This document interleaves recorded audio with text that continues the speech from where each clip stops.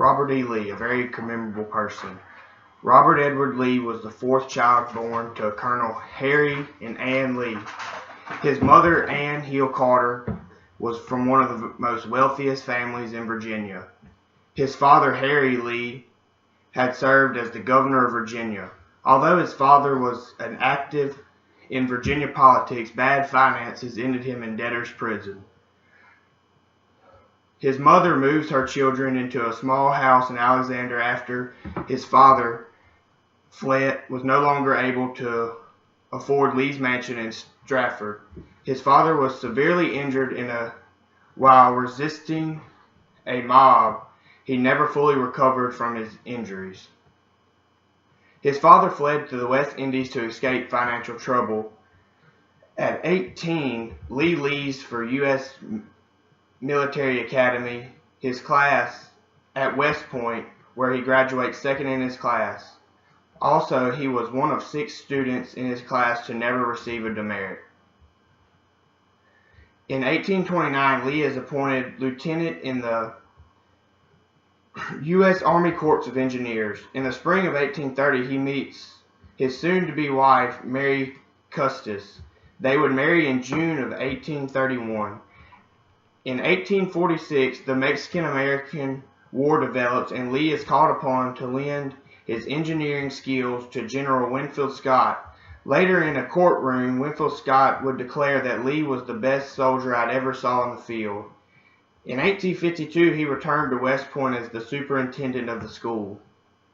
In 1855, Lee leaves the engineering corps when Secretary of War Jefferson Davis appoints him to the role of lieutenant colonel of the 2nd U.S. Cavalry.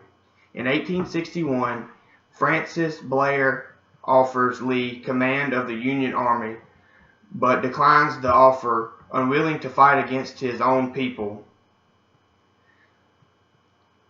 Lee resigns from the United States Army. 2 days later, the governor of Virginia assigned him to command the Virginia forces for the Confederate Army. Lee is harshly criticized for his failure to act in the Battle of Cheat Mountain. Jefferson Davis appoints Lee to his personal military advisor. In 1862, Joseph E. Jackson is shot and severely injured. Lee is chosen to control the South's largest field army of Northern Virginia.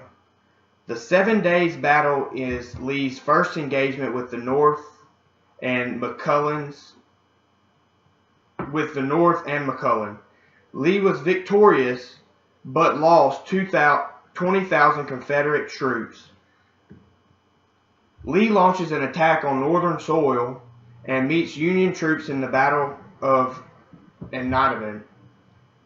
Antietam becomes the bloodiest single day of combat in the war. Even though the Union lost more soldiers, Lincoln declares Antietam a victory for the Union. The Battle of Gettysburg was where General George E. Meade and Lee meet head-to-head in a continuous 3-day battle that conflicts more than 23,000 Confederate casualties. Lee is stunned by the defeat. In 1863,